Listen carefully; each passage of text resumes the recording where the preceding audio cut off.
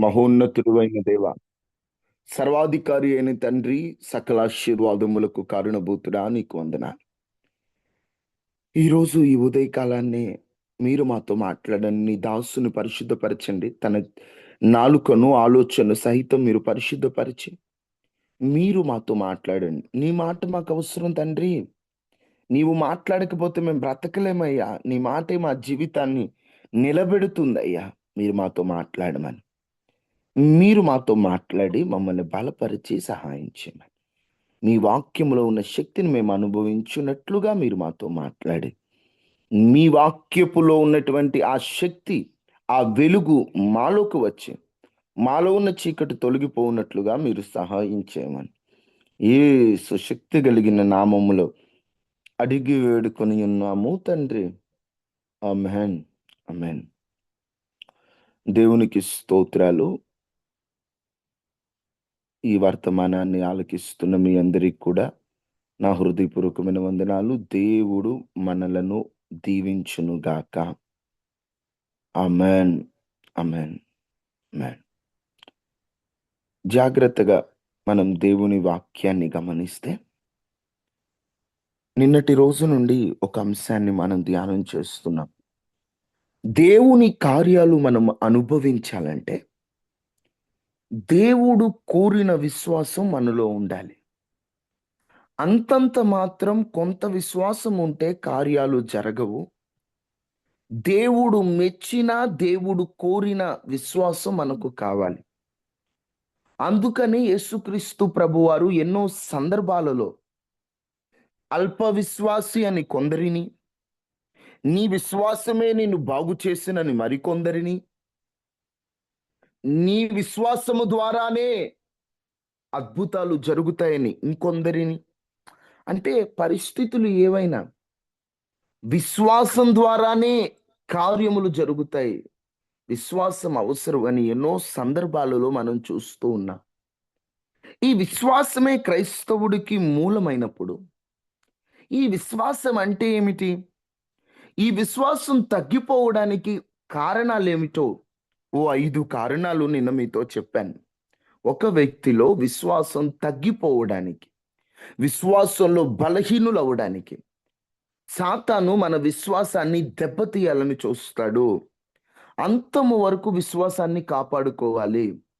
అసలు ఏ పరిస్థితుల్లో విశ్వాసం తగ్గిపోతుంది? 5 కారణాలు చెప్పాను కదా! వాటిలో మొదటిది పరిస్థితులను పరిస్థితుల వైపు చూడటం. చూడటం. ఎప్పుడైతే పరిస్థితుల వైపు చూస్తావో నీలో ఉన్న విశ్వాసం తగ్గిపోతుంది. విశ్వాసంలో బలహీనులవుతావు.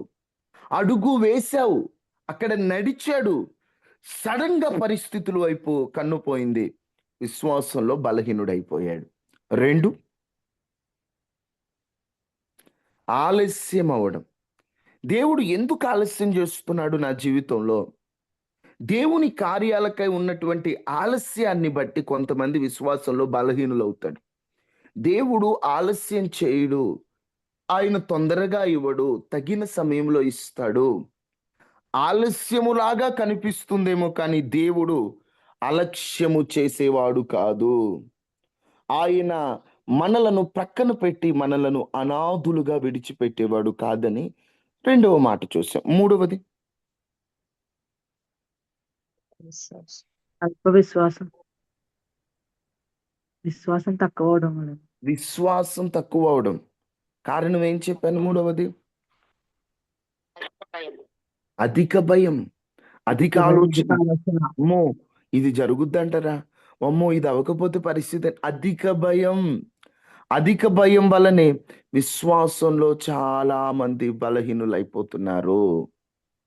అధిక భయం, అధిక ఆలోచన మన విశ్వాసాన్ని దెబ్బతీస్తుంది. అందుకని ఈనాటి కీడు ఆనాటికి చాలు. రేపటి గూర్చి కష్టపడాలి కానీ రేపటిని గూర్చి చింతించకూడదు.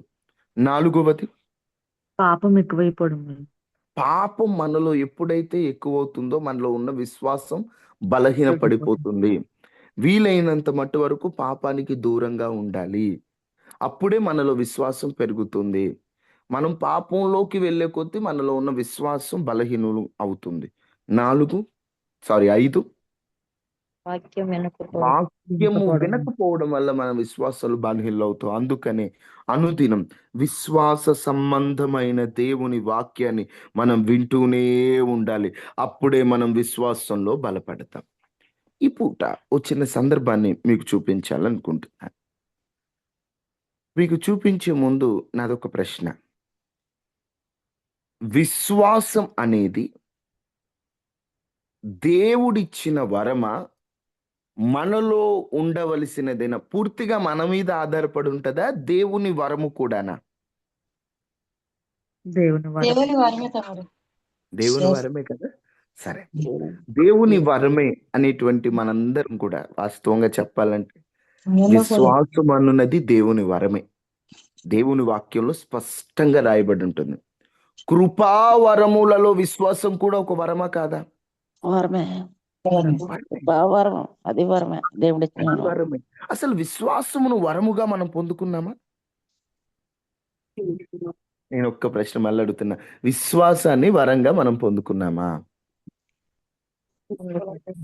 నిజం చెప్పాలంటే మనం విశ్వాసాన్ని వరముగా పొందుకున్నామో లేదో ఒకసారి ఆలోచించి 2 రిఫరెన్స్లు త్వరగా చూపిస్తాను. ఎఫెసీయులకు రాసిన పత్రిక 2వ అధ్యాయం 8వ వచనం. మీరు విశ్వాసం ద్వారా కృపచేతనే రక్షించబడి ఉన్నారు. విశ్వాసమును బట్టి కృపచేతనే రక్షింపబడి ఉన్నారు. ఇది మీ వలన కలిగినది కాదు, దేవుని వరమే. ఇది మీ వలన కలిగినది కాదు, దేవుని వరమే. వరమే. మీరు ఎలా రక్షింపబడ్డారు? విశ్వాసాన్ని బట్టి రక్షింపబడ్డారు. ఆ విశ్వాసం మీ వలన కలిగినది కాదు, అది దేవుని వరం, గిఫ్ట్. వరం అంటే గిఫ్ట్. దేవుడు విశ్వాసాన్ని గిఫ్ట్ గా ఇచ్చాడట మనకి. 1 కొరింథీ 12:9. 1 కొరింథీ 12వ అధ్యాయము 9వ వచనం.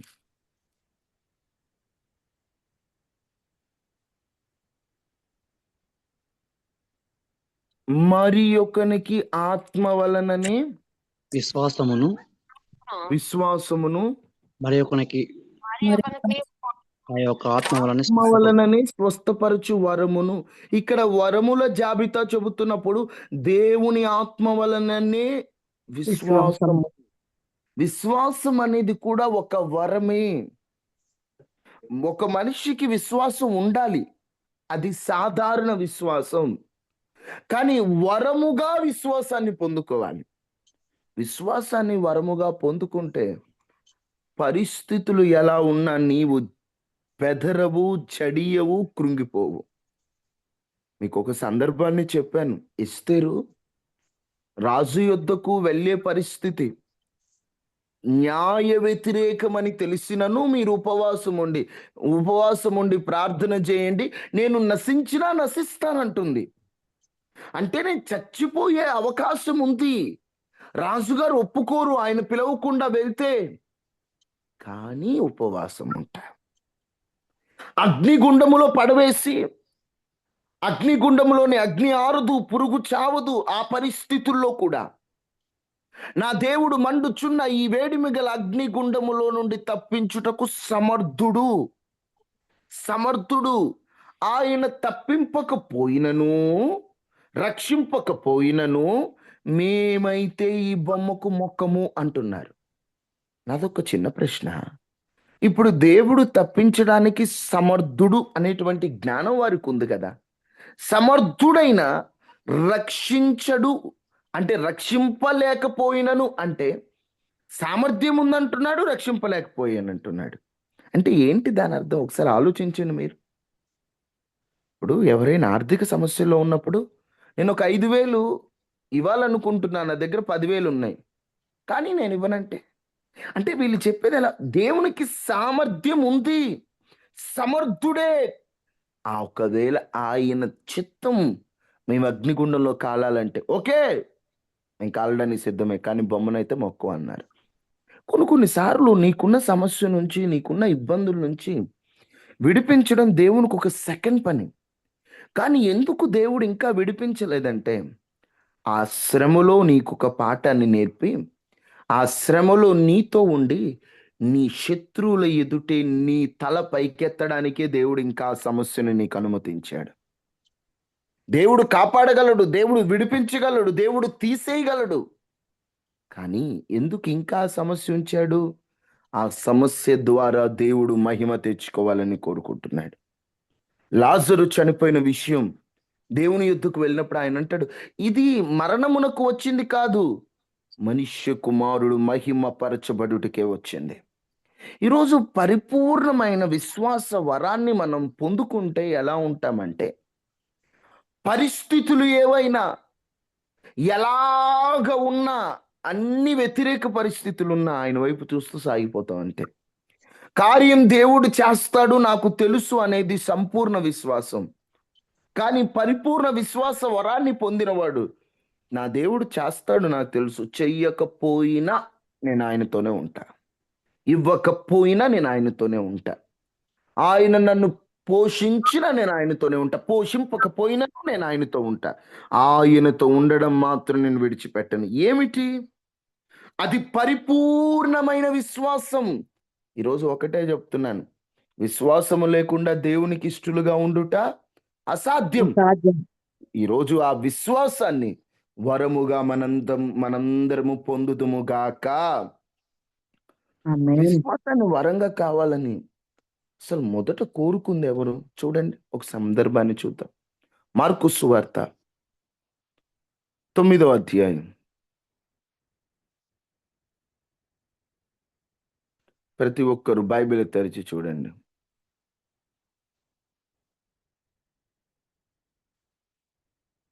మార్కు సువార్త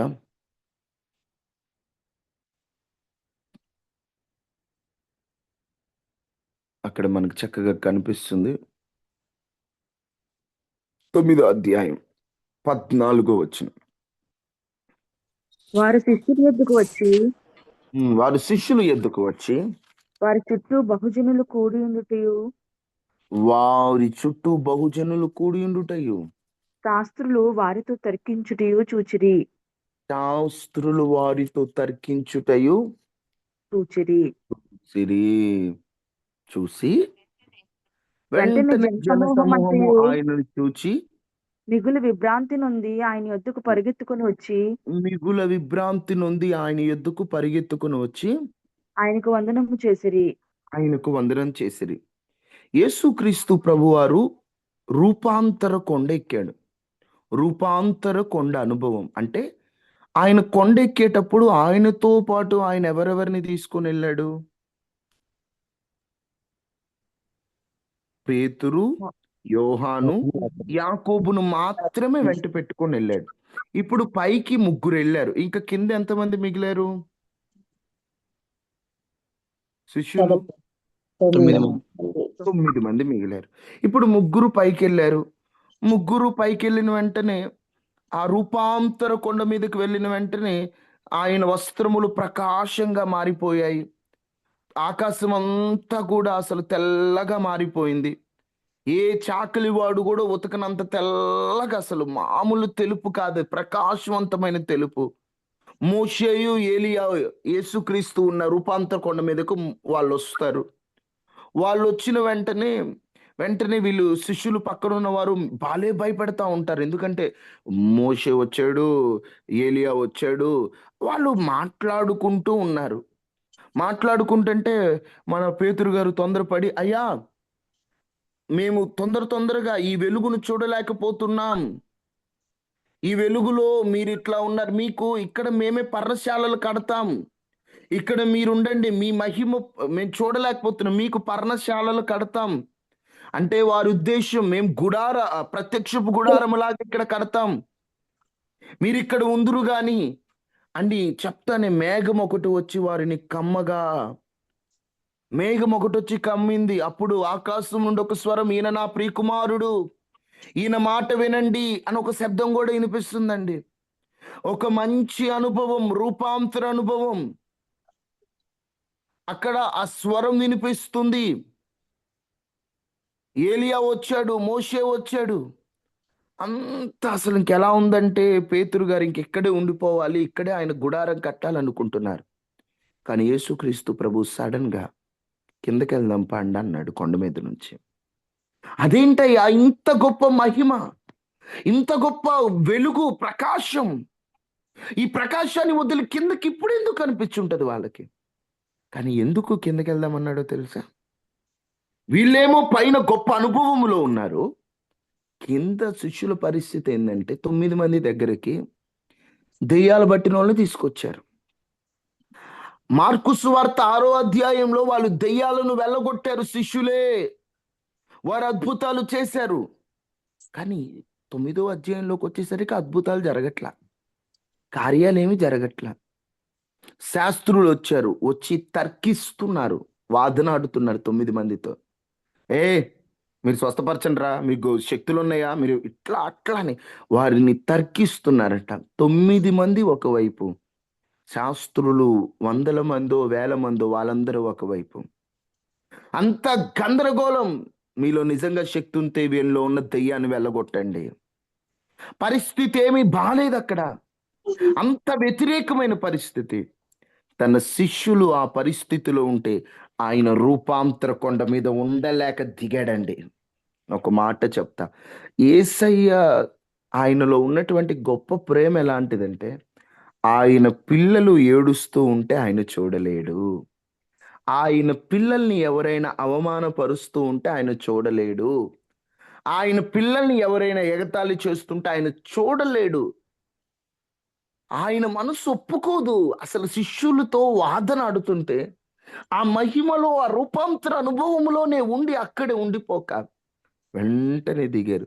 యేసు ప్రభుని చూచిన వెంటనే వీరు వాదనలు ఆపి యేసయ్య దగ్గరికి వెళ్ళిపోయారట. ఏ సమాధానం చెప్పాలో అర్థం కాక, ఏం చేయాలో తెలియక, అసలంతా గందరగోళం. వాళ్ళ గురించి రాయబడి ఉంటది. ఒక ఆయన, అయ్యా నా కుమారుణ్ణి దెయ్యం పట్టిందని నీ శిష్యులు ఎద్దకు తీసుకొచ్చా, వారికి చేత కాలేదయ్యా, వారు చేతకానోళ్ళు. నీ శిష్యులు చేతగాని వారంటే చేతగాని వారని అనిపించుకుంటున్నారు, వారిలో శక్తి లేదని అనిపించుకుంటున్నారు. వారన్ని అవమానాల మధ్య ఉంటే దేవుడు వారిని అనాథులుగా విడిచిపెట్టలేదు. ఈరోజు ఈ మాటలు ఆలకిస్తున్న వారులారా, సమస్యల మధ్య ఉన్నాను, దేవుడు నన్ను విడిచిపెట్టాడేమో, దేవుడు నన్ను వదిలిపెట్టాడేమో, నాతో అందరూ వాదనలాడుతున్నారు, నీ దేవుడు ఏమాయనని ప్రశ్నిస్తున్నాడు. సాక్ష్యాలు తెగ చెబుతావు కదా, మీ దేవుడు కార్యాలు చేస్తాడంటావు కదా, ఏమి నీకు చేయలేదని వెటకారాలు ఆడుతున్నారు. ఎక్కడికైనా వెళితే ఊరికే నన్ను చూసి తక్కువ చేసి మాట్లాడుతున్నారు, నాకు బాధగా ఉందని నీవు అనుకుంటున్నట్లయితే, ఆనాటి కాలములో శిష్యులతో శాస్త్రులు వాదిస్తూ శిష్యులు చేతకాని వారిగా పిలువబడుతున్నప్పుడు వారి కోసం రూపాంతర అనుభవాన్ని కూడా ప్రక్కన పెట్టి వచ్చిన యేసయ్య ఇంకా సజీవుడుగానే ఉన్నాడు. నీ పరిస్థితిని ఆయన చూస్తున్నాడు. నీ దగ్గరికి యేసుక్రీస్తు ప్రభు దగ్గరికి తీసుకొచ్చారు. అప్పుడు ఆయన 16 వచ్చిన, మీరు దేని గురించి వారితో తర్కించుచున్నారు? తన బిడ్డలతో వాదనలాడుతూ ఊరుకుంటారు. అడిగాడు ఆయన, మీరేంటి వాదన, ఏంటి ప్రాబ్లం, ఏంటి మీకు, దేని గురించి మీ వాదన ఏంటో నాకు చెప్పండి ఇప్పుడు. తన పిల్లల్ని, శిష్యుల్ని వాళ్ళు తృణీకరిస్తుంటే ఆయన చూడలేకపోయాడండి. వాళ్ళు నిజంగా బలహీనులే, కానీ బలహీనులైనా ఎట్లయినా ఆయనతో ఉన్నవారు కదా. వారు బాధపడుతుంటే చూస్తాడా? ఈరోజు నువ్వు బాధపడుతూ, నువ్వు వేదన పడుతూ, నువ్వు దిగులు పడుతూ, అంతా కోల్పోయి వేదనలో ఉంటే దేవుడు చూస్తాడు.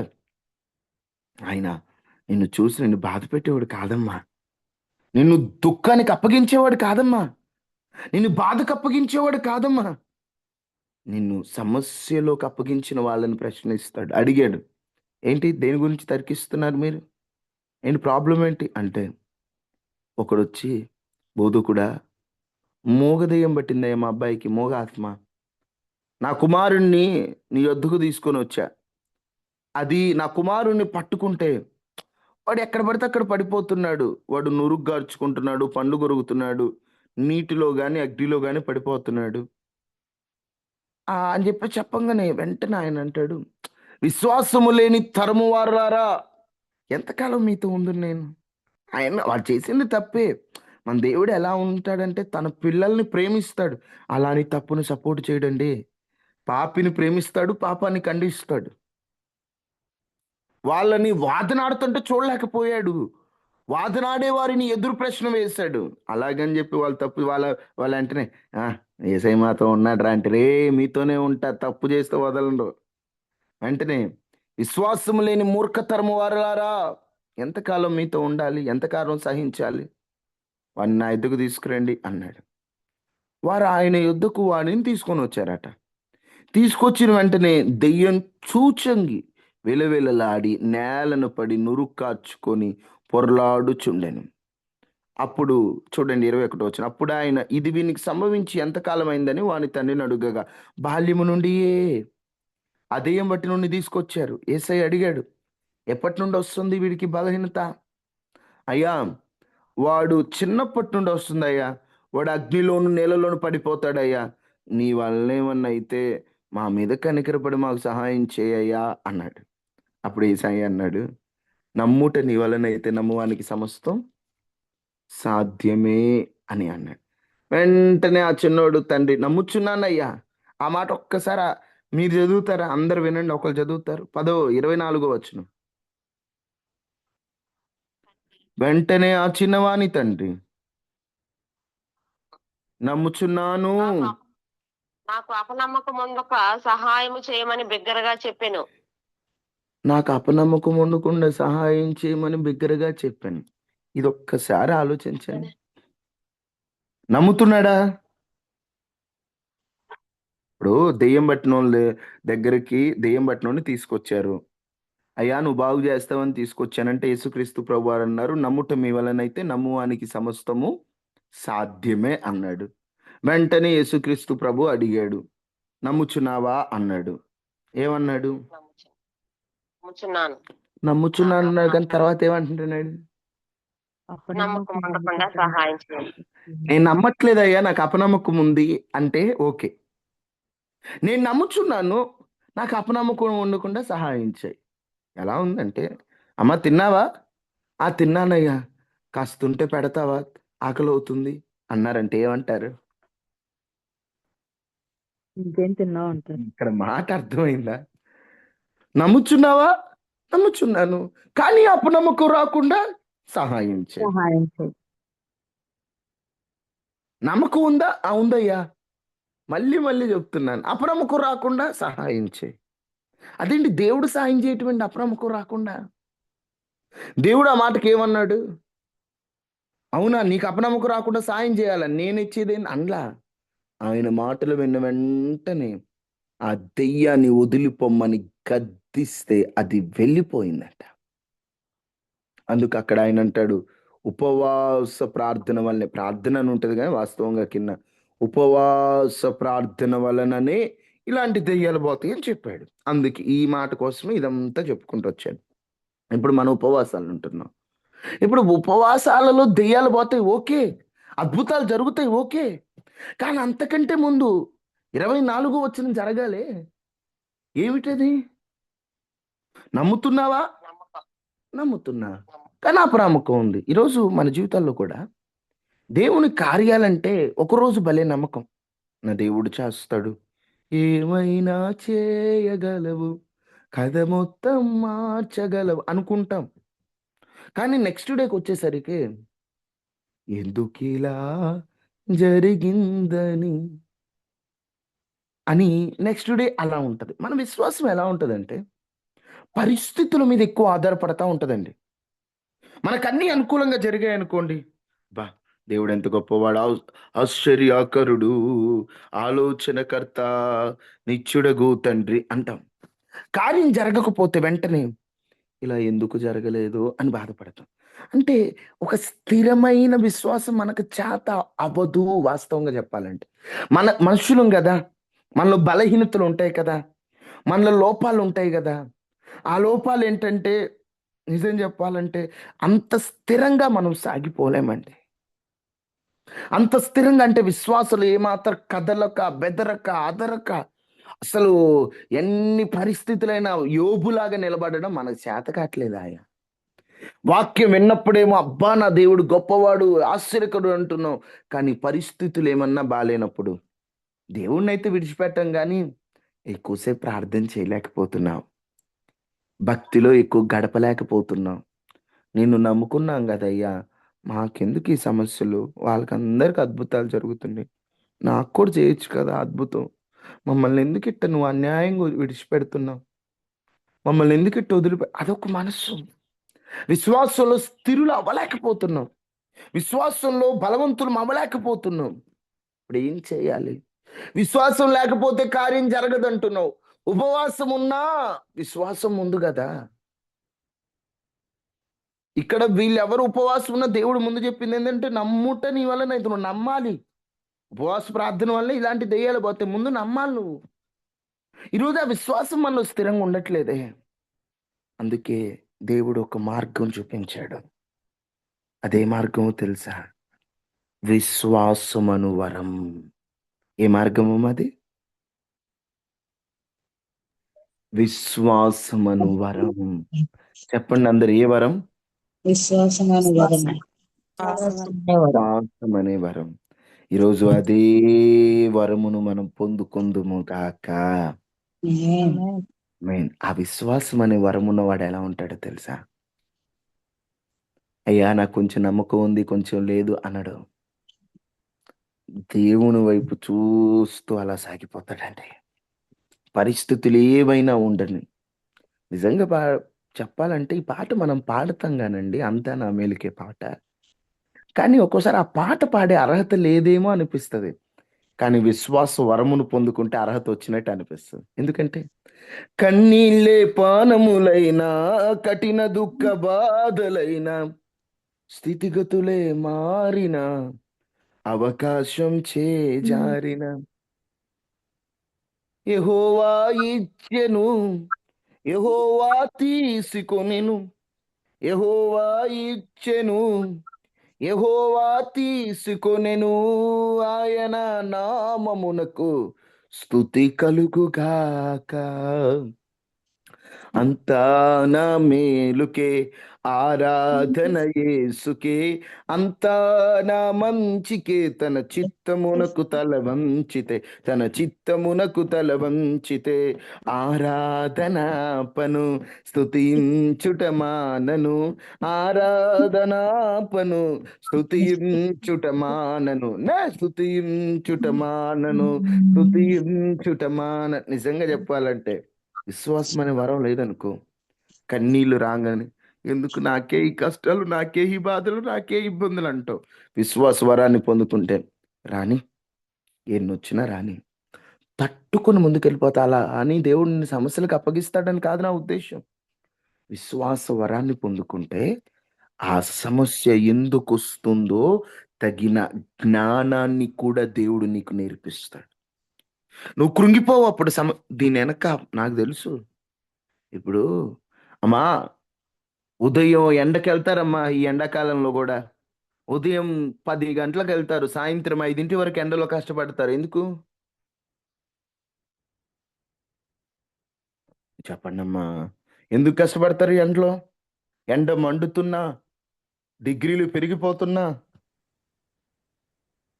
ఎండలో కష్టపడతారే తిండి తిప్ప లేకుండా. ఎందుకంటారు? కుటుంబాన్ని పోషించు. పోషణ కోసం. అంటే ఎండ మీకు సంతోషమా? కాదు. ఎండ బాధే, ఎండ ఇబ్బంది, ఎండ శరీరాన్ని బలహీనం చేస్తుంది. కానీ ఎందుకు కష్టపడుతున్నా? ఎండలో ఎందుకున్నావు? నాకు తెలుసు ఎండ తరువాత నాకు జీతం ఉందని. ఎండ తర్వాత నాకు జీతం ఉందని తెలిస్తే ఎండకైనా నేను కష్టపడతానా లేదా? ఈ ఉదాహరణ మీకు అర్థమైతే సమస్యలు ఎందుకు వస్తున్నాయి, సమస్యల్లో ఎందుకు వస్తున్నాయి, ఎందుకు బాధపడుతున్నా, ఎందుకు ఈ సమస్యలో నాకు నమ్మకం లేదు అనవు నువ్వు. తర్వాత జీతం ఉందని తెలిస్తే పడదాం. దేవుడు పూర్తిగా సమస్యలకు అప్పగించడు కదా, పూర్తిగా ఇబ్బందుల్లో ఉంచడు కదా, పూర్తిగా చేతులు చాపే స్థితిలో ఎప్పటికీ ఉంచడు కదా. ఈరోజు ఎండలాంటి సమస్యలో నేనున్నా, ఒకరోజు దేవుడు ఈ సమస్యల నుండి నన్ను విడిపిస్తాడు. ఎప్పుడు వస్తుందా ఆ విశ్వాసం నీకు? వరంగా పొందుకున్నప్పుడే. ఆ వరం పొందుకున్నావు అనుకో, నీకు తెలుసు ఇక నీవు చిన్న చిన్న వాటికి అధైర్యపడవు, విశ్వాసాన్ని కోల్పోవు. కోటి విద్యలు కూటి కోసమే అన్నారు. ఎవరన్నా బ్రతికేది ఏంటంటే కొన్నాళ్ళు బ్రతకడం కోసం. కూడు తినేది ఎందుకు? బ్రతకడం కోసం. గొంతు మీద కత్తి పెట్టి యేసయ్యని నమ్ముకుంటే చంపుతానంటే చంపినా ఇష్టమే. చచ్చిపోతాను అంటున్నారు కొంతమంది. కొన్ని ప్రాంతాల్లో, కొన్ని దేశాల్లో. ఏమిరా అందరూ బతుకుతున్నారు, కష్టపడేది బతకడం కోసం శతవిధాల ప్రయత్నం చేస్తుంటే నిన్ను చంపుతామన్నా నువ్వేంట్రా? నీ దేవుడు కాపాడొచ్చు కదా నిన్నంటే. చావస్తా నా దేవుడి కోసం నేను. చావడానికి సిద్ధమే, నేను భయపడను చావుకి అంటున్నాడు. ఏమిటి? ఎందుకు భయపడవు చావుకి? ఎందుకు భయపడవు అంటే ఒక్కటి గుర్తుపెట్టుకోండి, నా దేవుడు చచ్చిన పర్లేదు ఆయనతో ఉంటాను, నా దేవుడిని నమ్ముకున్నాను అంటున్నా. అంటే ఏంది వారిలో విశ్వాసం? ఈరోజు మేలుల కొరకు నమ్మకం ఉంచే మనకి చావడానికైనా తెగించే వారికి ఎంత తేడా ఉందో ఆలోచించుకోండి విశ్వాసం.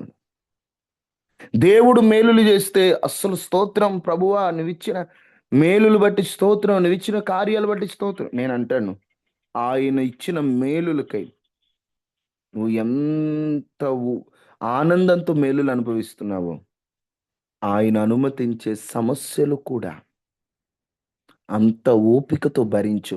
అదే విశ్వాసం అను వరం పొందుకున్న వానిలో ఉంటుంది. అండ్ దేవుడిచ్చే మేలులు అయితే కావాలా? దేవుడు అప్పగించే సమస్యలు, దేవుడు అనుమతించే నిందలు, దేవుడు అనుమతించే పరిస్థితులు, దేవుడు మనల్ని విశ్వాసం అనే పాఠశాలలో కొన్ని పాఠాలు నేర్పుదాం అనుకుంటున్నాడు. విశ్వాస పాఠాలు. అది శ్రమలనే పాఠశాల కూడా.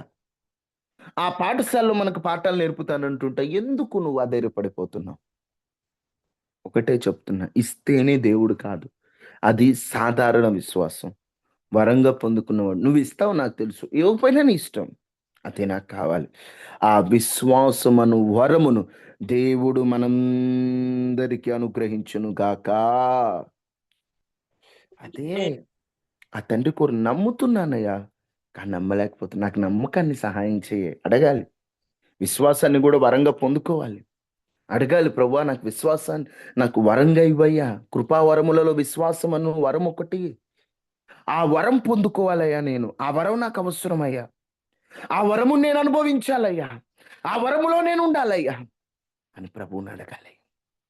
ఈరోజు మనం అడుగుదామా వరాన్ని? నాకు విశ్వాసం అను వరాన్ని ఇవ్వయ్యా. ఎందుకంటే నీ కార్యాలు చేయడానికి అదే మూలం కదా. నాలో విశ్వాస వరాన్ని ఉంచండి అయ్యా. అందరూ ప్రార్థన చేసుకుంటారా? తలలు వంచి ప్రతి ఒక్కరు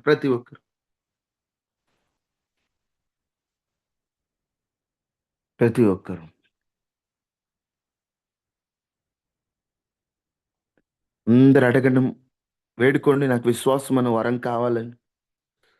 నీ ఆత్మ ద్వారా విశ్వాసం నాకు కావాలి. అది పరిపూర్ణ విశ్వాస వరంగా నాలో ఉండాలి. సమస్యలకి, శ్రమలకి, ఇబ్బందులకి, నిందలకి భయపడేది కాదు. పరిస్థితులు ఎలా ఉన్నా నీ కొరకు ధైర్యంగా నిలబడే వరం కావాలి.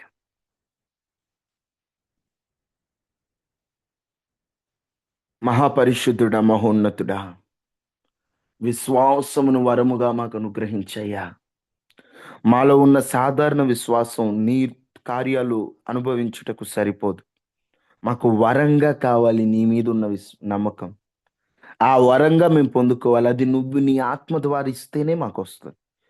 విశ్వాసమును వరం ద్వారా మేము ఎలా రక్షింపబడ్డామో అట్లాగునే విశ్వాసమును కృపా వరములా మేము పొందుకొని విశ్వాసంలో బలవంతులై సాతాను తంత్రముల నుంచి విడుదల పొందినట్లు సహాయం చేయండి. ఈరోజు ఈ ఉదయకాల ప్రార్థనలో పాల్గొన్న వారందరినీ దీవించండి. ప్రతి ఇంటి చుట్టూ మీ కంచె వేయండి. ఆ ఇంటి చుట్టూ, ఆ వ్యక్తుల చుట్టూ పనిచేస్తున్న సాతాను శక్తులను యేసు నామములో బంధిస్తున్నాను అయ్యా. యేసు నామములో పొమ్మని ఆజ్ఞాపిస్తున్నాను అయ్యా. మీ నామములోనే ఆజ్ఞాపిస్తున్నాను, మమ్మల్ని బట్టి కాదయ్యా. మీరే ప్రతి ఇంటి చుట్టూ కంచె వేయండి. యాక్సిడెంటల్ స్పిరిట్స్ నుంచి మా కుటుంబాలను తప్పించండి. ప్రతి ఇంటి చుట్టూ క్షేమాన్ని ఇవ్వండి. ప్రతి ఒక్కరికి క్షేమాన్ని ఇవ్వండి. యేసు నామంలో ఈ గ్రూపులో ఉన్న ప్రతి ఇంటి చుట్టూ కంచె వేయబడును గాక.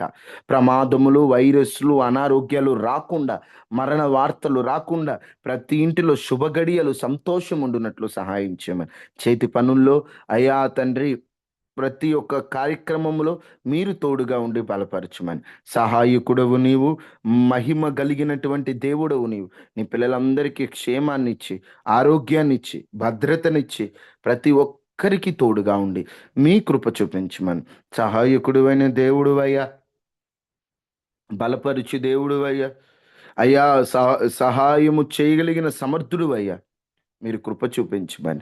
మీరు బలపరిచి ప్రతి ఇంటి చుట్టూ కంచె కాపుదల ఇవ్వమని. ఈరోజు చేయించిన ప్రతి పని పాటల్లో తోడుగా ఉండమని యేసు నామములో అడిగి వేడుకుంటున్నాము తండ్రి. ఆమేన్. ఆమేన్. తండ్రి అయిన దేవుని ప్రేమ, కుమారుడైన యేసుక్రీస్తు వారి కృప, పరిశుద్ధాత్మ నుండి సహవాసం మనకి మన కుటుంబానికి ఎల్లప్పుడూ ప్రభు కృప తోడైండును కాక. ఆమేన్. Praise the Lord, అందరికీ sir. వందనాలు.